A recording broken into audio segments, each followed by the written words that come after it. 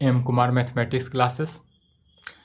यह जो है चैप्टर 3 हुआ आपका कैलकुलस। यह कैलकुलस जो है बहुत इम्पोर्टेंट है, वेरी वेरी इम्पोर्टेंट है, ट्रिपल स्टार लगा लेंगे। इसको मोर इम्पोर्टेंट भी कह सकते हैं, मोर इम्पोर्टेंट।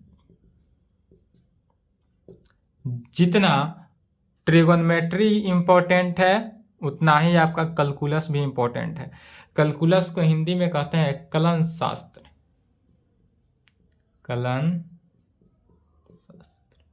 हिंदी में क्या कहेंगे इसको? कलन शास्त्र कहते हैं। यह कैलकुलस जो है आपको 11th क्लास में तो सिर्फ इसका इंट्रोडक्शन ही है, इंट्रोडक्शन का है, या इसमें जो है फॉर्मूला जो होगा, फॉर्मूला का प्रूफ यहीं पे होगा। हम जो 12th क्लास पर आए हैं कैलकुलस तो उसमें समाप्त हो चुका है, बट उसमें एक भी फॉर्मूला को प्रूफ नहीं किए थे। वहाँ पे बोले हुए थे कि यह सब के सब प्रूफ कहाँ पे? 11th क्लास में होता है, क्योंकि 11th क्लास में ये सब प्रूफ देखा जाता है, 12th में प्रूफ का यूज नहीं, वहाँ पे फार्मूला यूज होता है। तो यहाँ पे 11th क्लास है, इसलिए सभी फार्मूला को प्रूफ करेंगे। यह क्लास आपका लंबा चलेगा। कैलकुलस जो है लगभग 20 क्लास प्लस जाएगा, 20 क्लास एबव ही जाएगा, घबराएंगे नहीं, 20 क्लास से ज़्यादा ही जाएगा आपका। यह जो है जनवरी में जाकर कैलकुलस समाप्त होगा। 2023 पूरा कैलकुलस ही चलेगा, 24 में भी कैलकुलस कुछ चलेगा ही। लॉन्ग कैलकुलस है, क्योंकि इसको अच्छे से डिफाइन करते हैं। इसका 12th क्लास में जो है बहुत इंपॉर्टेंट है। यह जो कैलकुलस है, कैलकुलस जब आप 12th क्लास में जाएंगे, क्लास 12th क्लास में जाएंगे तो कैलकुलस में जो है 5 चैप्टर आता है। पहला हो जाता है continuity and differentiability,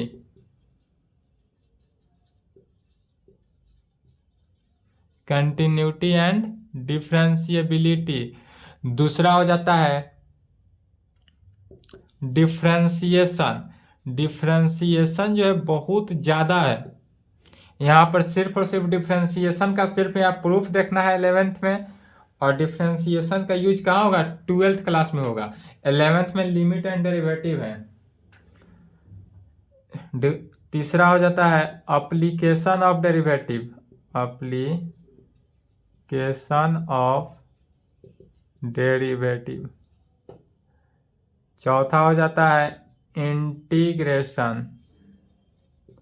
integration NCERT book में 11 एक्सरसाइज है, यह तो more than important, differentiation and integration. उसके बाद होता है application of integral. Application of integral जब पढ़ाएंगे तो एप्लीकेशन ऑफ इंटीग्रल में पाराबोला, इलिप्स एंड हाइपरबोला का यूज होगा। जो 11th में parabola, ellipse and hyperbola proof किया है, फॉर्मूला थ्योरम रिजल्ट हुआ है, सभी का यूज क्या होगा? वहां पर प्रूफ नहीं बताया जाएगा। 12th क्लास में पाराबोला, इलिप्स एंड हाइपरबोला का यूज होगा एप्लीकेशन ऑफ इंटीग्रल में। उसके बाद हो जाता है छठा डिफरेंशियल इक्वेशन।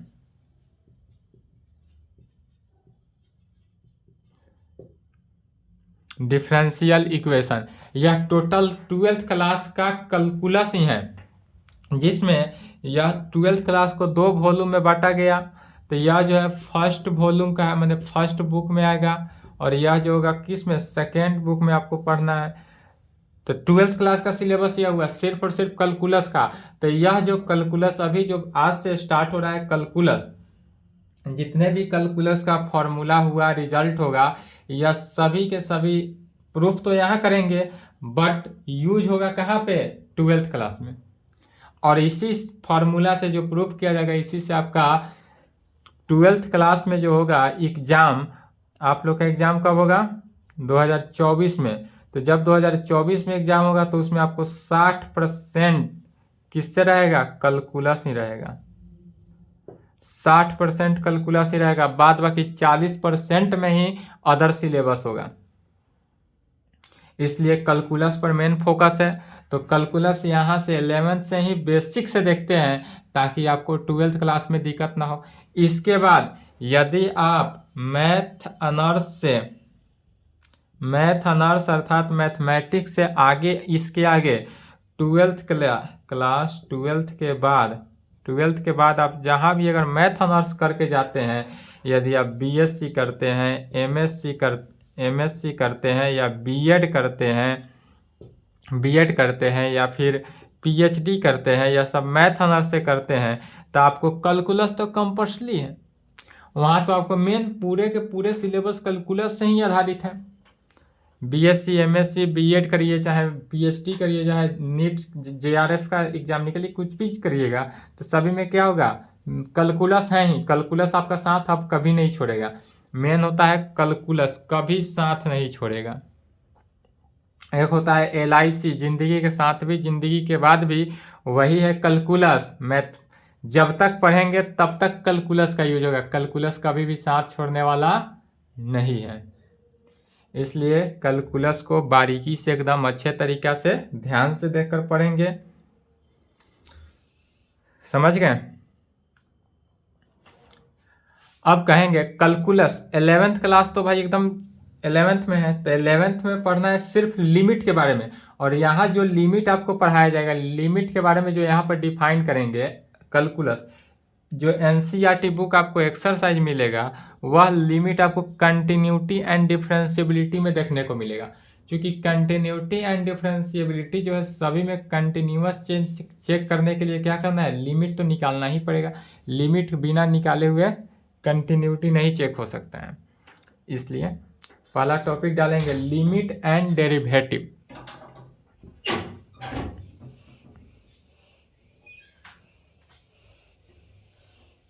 यह सब लिखना नहीं था।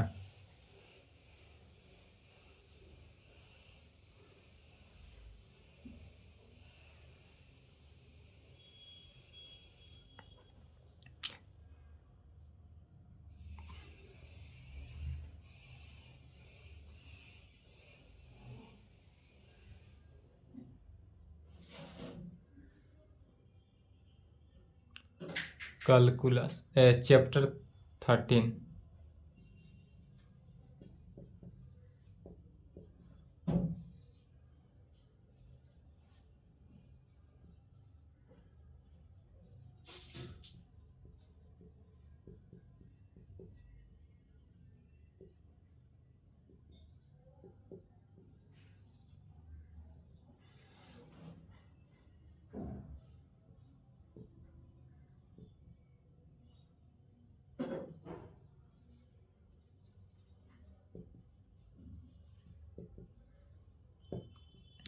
लिमिट एंड डेरिवेटिव, यहाँ पे 11th क्लास में इसका नाम पड़ता है limit and derivative.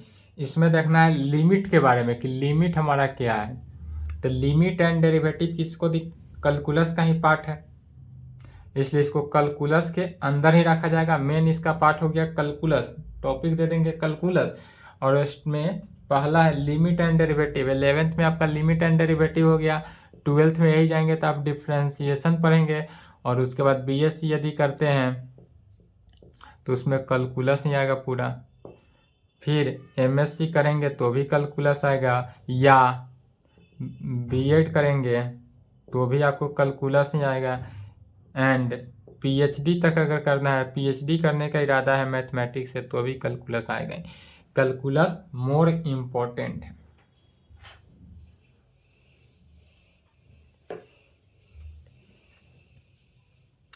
Limit and derivative, तो लिमिट है क्या, इसको पहले समझते हैं।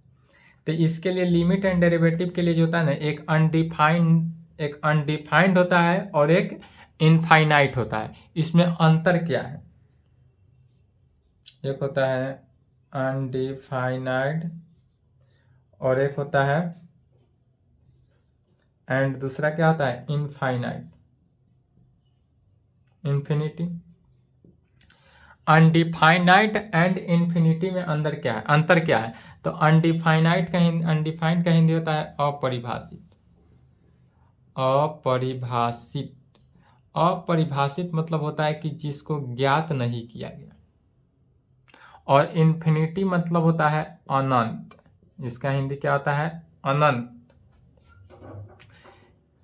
अनंत इस प्रकार से भी लिख सकते हैं। इन्फिनिटी जो हुआ अनंत, अपरिभाषित, दूसरों को सूचित इसी प्रकार से किया जाता है। अपरिभाषित को भी इस प्रकार से लिखते हैं और इन्फिनिटी को भी इसी प्रकार से लिखते हैं। लिखने का तरीका दोनों सेम है।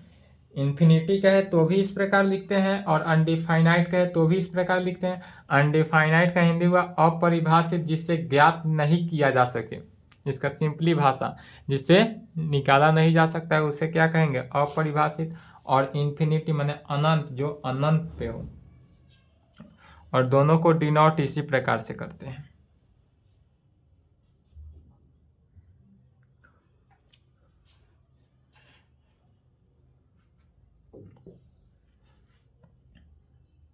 यदि हम एक लाइन ले लें,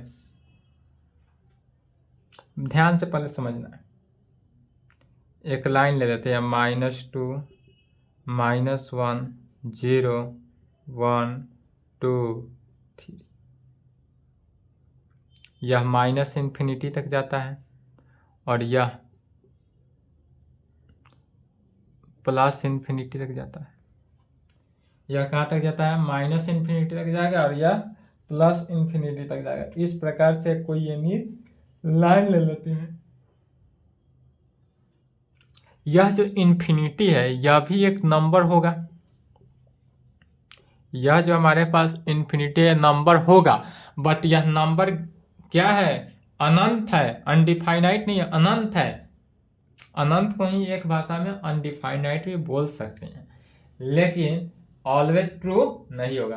तो यह जो एक नंबर है यह नॉट ए फिक्स्ड नंबर। यह जो एक नंबर है यह फिक्स्ड नहीं है, तो कहेंगे नॉट ए फिक्स्ड नंबर। यह जो नंबर है यह हमारे पास नंबर फिक्स्ड नहीं है। तो जब यह नंबर हमको फिक्स्ड नहीं है माने क्या हुआ? अनंत हुआ, अनडिफाइनाइट हुआ या अपरिभाषित। वही बात हुआ। अब यह वैल्यू जो है x का वैल्यू, तो इन मैथमेटिकल डिजाइन में, in mathematics only for mathematics के लिए बताया जा रहा है। यह x जो है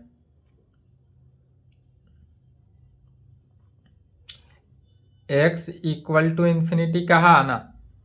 अब बताएंगे यदि कोई दो व्यक्ति, समझेंगे यहां से, यदि कोई दो व्यक्ति हो ऐसा कि एक व्यक्ति यहाँ पे हो, मान लेते हैं एक व्यक्ति जो है वह कहाँ पे है? पटना में है। पटना में एक व्यक्ति है,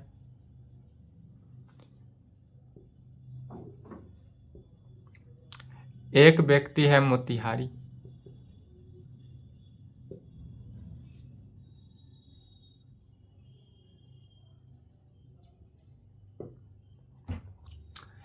एक व्यक्ति है पटना, एक व्यक्ति है मोतिहारी। अब इस दोनों को यदि मिलना हुआ तो क्या कह सकते हैं कि यह दोनों इक्वल टू है? तो जब इक्वल टू कहेंगे तो यह तो पटना है, एक मोतिहारी है, दोनों का तो जगह अलग अलग हो गया, तो पटना इक्वल टू मोतिहारी कहना पड़ेगा। तो यह पटना इक्वल टू मोतिहारी, क्या पटना मोतिहारी दोनों एक ही जगह पे है? तो नहीं। तो जब दोनों एक ही जगह पे नहीं है तो यह तो कहना गलत हो गया।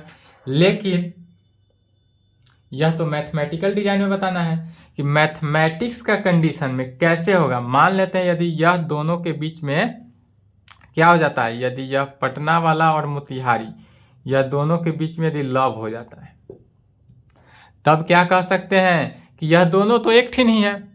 यदि लव हुआ तो क्या हुआ? दोनों इज इक्वल टू, कहना सत्य हो गया। यही हुआ हमारा मैथमेटिक्स के कंडीशन में। यदि x is equal to infinity कहते हैं, अदर वर्ड में तो गलत हो जाएगा, लेकिन वहां पे क्या कहेंगे? x इन्फिनिटी नहीं, x टेंस टू इन्फिनिटी, अर्थात यह बॉय जो है पटना का जो बॉय है यह टेंस टू मोतिहारी है। मतलब कि यह क्या है? टेंस टू है, लगभग डिस्टेंस पर है, ज्यादा डिस्टेंस नहीं है, लगभग है। यदि इस दोनों में कोई बातचीत नहीं है तो यह क्या है, बहुत अलग डिस्टेंस है। लेकिन यही यदि दोनों के बीच कनेक्शन हो जाता है तो यह क्या है, टेंस टू है, माने लगभग डिस्टेंस पर है। इसके लिए एक कॉल करेगी मोतिहारी से तो यह पटना से 1 मिनट में पहुंच जाएगा मोतिहारी। 1 मिनट कहने का मतलब कि जितना टाइम लगेगा 4 आवर टाइम लगेगा, तो 4 आवर में यह क्या हो जाएगा, पटना टू मोतिहारी उसी टाइम एट ए टाइम पहुंच जाएगा। एट ए टाइम पहुंचेगा या नहीं, बताएंगे जरा। वही सेम जो लव का जो प्रोसेस हुआ, यही सेम प्रोसेस क्या हुआ मैथमेटिक में, x इज इक्वल टू के कंडीशन में इन्फिनिटी या x टेंस टू के कंडीशन में।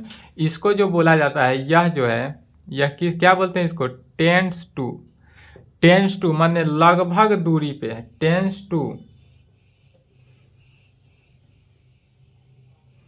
इसलिए कहेंगे इन मैथमेटिक्स में x टेंस टू इन्फिनिटी कहे या x is equal to infinity कहे, दोनों का मतलब क्या हुआ, सेम स्टेटमेंट हुआ।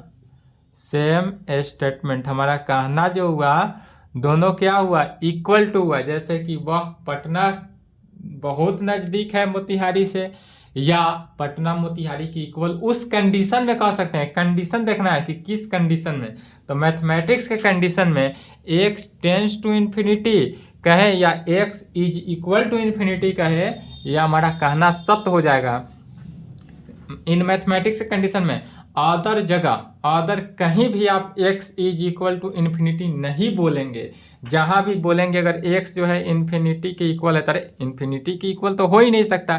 क्या यह बोर्ड है, यहाँ तक गए, आपको वीडियो में यहाँ तक दिख रहा होगा, थोड़ा और आगे जाएंगे बोर्ड हमारा समाप्त हो जाएगा, बट यह लाइन तो और खींचते जाएगा, अनंत तक लाइन जाएगा। यह लाइन जो है हमारा अर्थ जो है, अर्थ को पार कर जाएगा लाइन, लेकिन यह लाइन हमारा बंद नहीं होगा, तो अनंत हो गया। यह लाइन क्या हुआ हमारा, लाइन वह अनंत हो गया, इन्फिनिटी हुआ।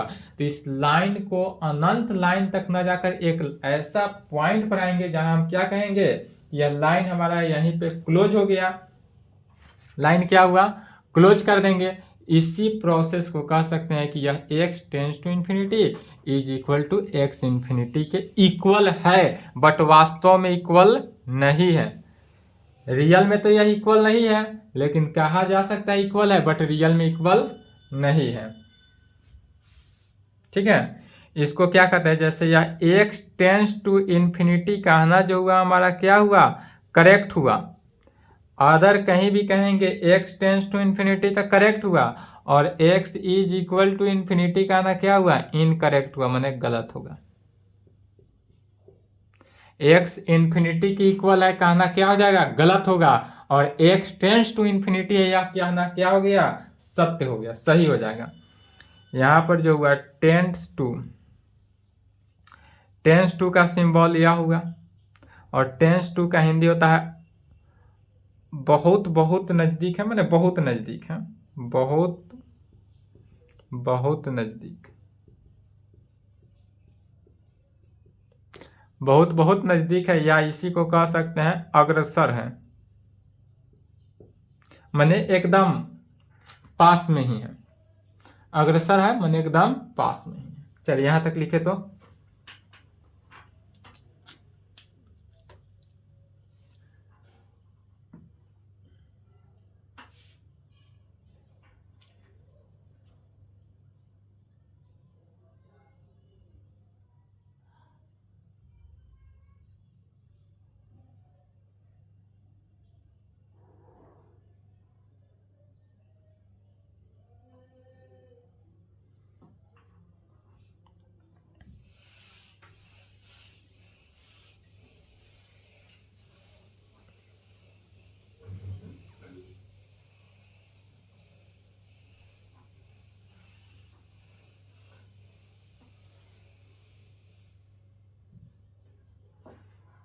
जैसे इसको एग्जाम्पल के थ्रू समझते हैं।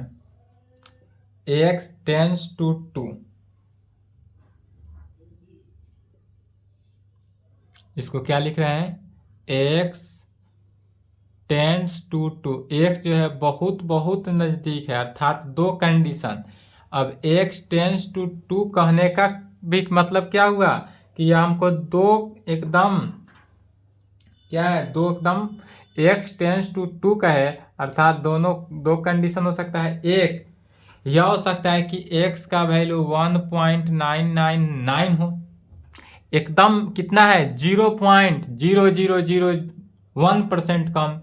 या दूसरा कंडीशन यह हो सकता है कि x का वैल्यू 2.0001 भी हो सकता है, तो इसको भी कहेंगे यह x टेंस टू 2 के इक्वल है और यह भी x टेंस टू 2 के इक्वल है, क्योंकि दोनों क्या है, यह भी कह सकते हैं x is equal to 1.99999, x is equal to 1.9 कितना भी जा सकते हैं।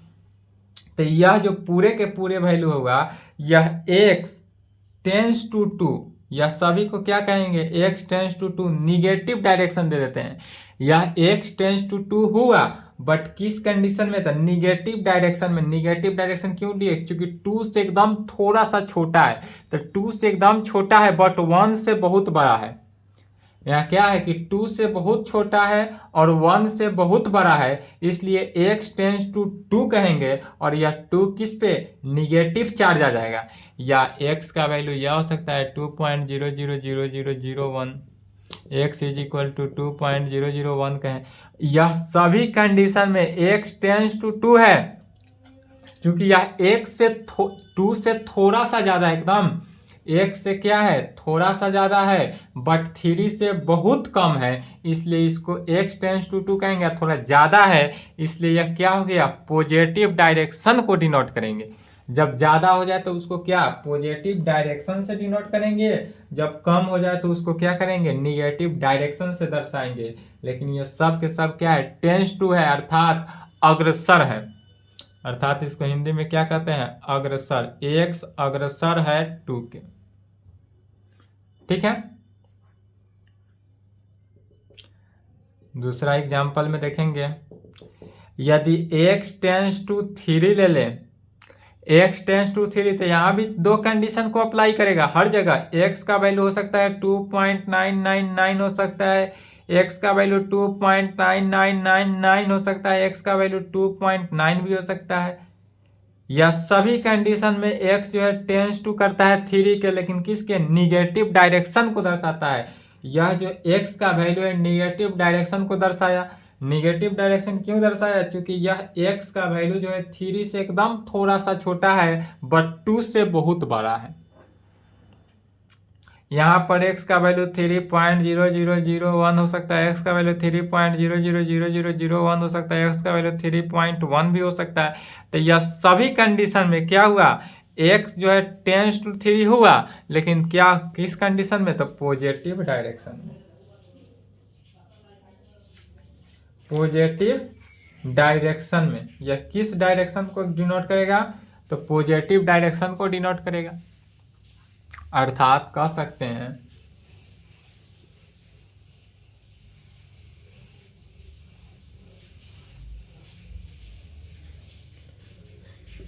ऐसा कंडीशन हो तो मैंने यहाँ x यदि टेंस टू a हो, मान लेते हैं a कोई फंक्शन है और x टेंस टू a है, तो x टेंस टू a तो हमारा सही है।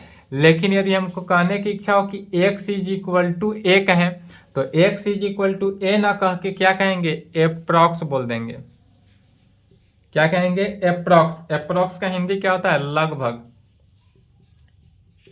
अर्थात x का जो वैल्यू है वह a के क्या है, लगभग है। तो जब x का वैल्यू a के लगभग हो जाए तो उसको क्या कहते हैं, x is equal to a बोला जा सकता है। जैसे कि यदि मान लेते हैं कि यदि पटना से मोतिहारी जाना हो, यदि पटना से मोतिहारी जाना हो, तब उस कंडीशन में यदि हम मोतिहारी कोट पहुंच गए, यह जो है मोतिहारी जाना है, अब यहाँ पहुंचे कहाँ तक है, अभी मोतिहारी कोट। मोतिहारी कोट तक पहुंच गए तो इसका मतलब क्या हुआ कि लगभग मोतिहारी पहुंच गए। अर्थात कहा जा सकता है कि पटना जो है, पटना से कहा मोतिहारी बंदा पहुंच गया। यदि पटना से मोतिहारी जो जा रहा है अपने प्रेमिका से मिलने, तो कहा मोतिहारी कोट तक पहुंचा, तो मोतिहारी कोट पटना से कितना देर पहले, 2 से 3 किलोमीटर पहले है, तो कहा जा सकता है कि पटना टेंस टू मोतिहारी, अर्थात पटना से वह मोतिहारी पहुंच गया, लेकिन अप्रॉक्स नहीं पूरा कंफर्म नहीं पहुंचा है, कहाँ पर है, अप्रॉक्स में है, अर्थात वह लगभग पहुंच गया, पूरे नहीं पहुंचा है, सिर्फ और सिर्फ क्या है, लगभग पहुंचा हुआ है। तो इसको नोट पॉइंट में लिख लेंगे, लगभग में कि लगभग में वह पहुंचा है, पूरा भी नहीं पहुंचा है। तो जब x टेंस टू a का कंडीशन हो तो उसको x is equal to a लिख सकते हैं, बट क्या करेंगे, अप्रॉक्स कर सकते हैं। चलिए यहाँ तक कंप्लीट करेंगे, आज की क्लास को यहीं पे संपन्न करते हैं। इसके आगे नेक्स्ट क्लास में यदि समझने में डाउट हो, दिक्कत हो, कंफ्यूजन हो कहीं से, तो आप इस नंबर पे संपर्क कर सकते हैं। और हाँ, एक और खास बात कि आपको सिर्फ 11th क्लास ही फ्री मिला है। जब आप लोग का सीजन आएगा और उसमें क्लास 12th स्टार्ट करेंगे, सीजन